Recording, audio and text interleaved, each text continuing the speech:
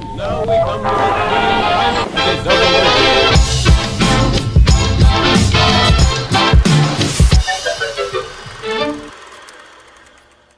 Gawa tayo ng binabad na daing na bangus. Good afternoon mga kamamsi ko dyan. Meron tayong dalawang buo na bawang dito. So, balatan muna natin.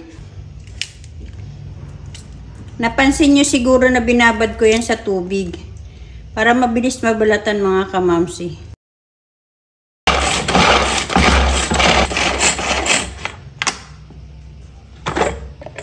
So, ayan, dikdik na, durog na yung ating bawang. So, ilagay na natin yan dyan. And lagyan natin siya ng pamintang durog. Mga 3 teaspoon ang ilalagay ko dito. Ayan, o. Seasoning. Asid.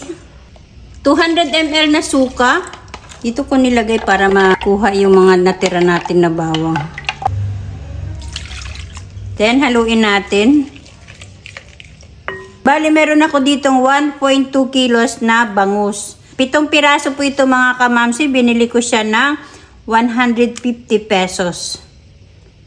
Mura lang yung bangus ng pagpunta ko, kaya bumili na ako ng marami. And then, saka natin yan ibababad.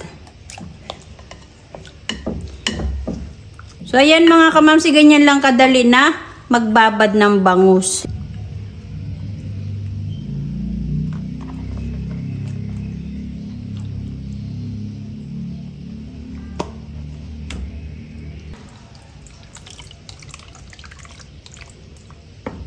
So, after 2 hours ng pagkababad natin mga kamamsi, magpiprito tayo ng ating ulamin. Lagyan natin ng oil, magprito na tayo. Habang tayo nagpapainit ng mantika, ay pipisikan ko ng konti na harina yung ating piprito na bangus para hindi magtalsik yung oil sa ating baga. So, mainit na yung ating oil at tapos na rin nating makoted ng konting harina yung ating bangus.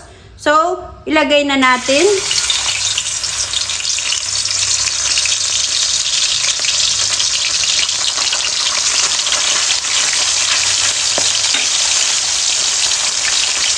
And then by the way, tatanggalan ko ito ng suka. Ayaw ko kasi nang masyadong maasin yung ating bangus. Ito pong sa akin ay tinanggal ko na po after 2 hours yung pagkababad niya sa suka. So ibalik na naman po natin ito sa ref.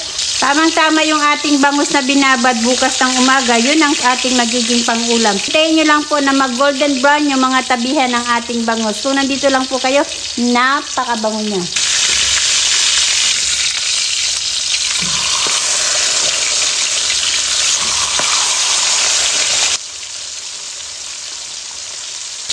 I think okay na to mga kamamsi. Tingnan nyo, napaka-crispy niya. Saka hindi talaga siya nagtatalsi kapag binudburan nyo ng harina yung inyong lulutuin na bangus. Kasi nga lumatalsik nga yan. Kaya kailangan yung budburan ng konting harina lamang.